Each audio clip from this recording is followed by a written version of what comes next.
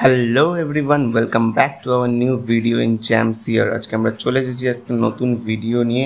আজকে আমাদের নতুন জামাইবাবু নিয়ে এসেছে আমাদের আইসক্রিম পার্লারে আমাদের আইসক্রিম খাওয়াতে।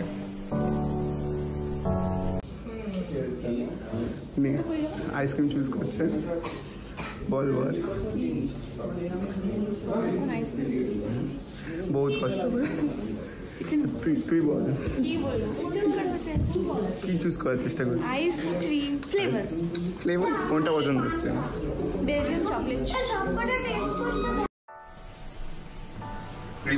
দাদা ना बड़ा प्यारा अम्मी का दुलारा।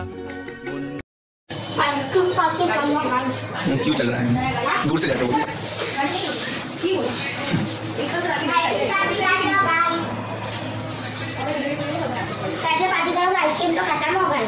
खा लो।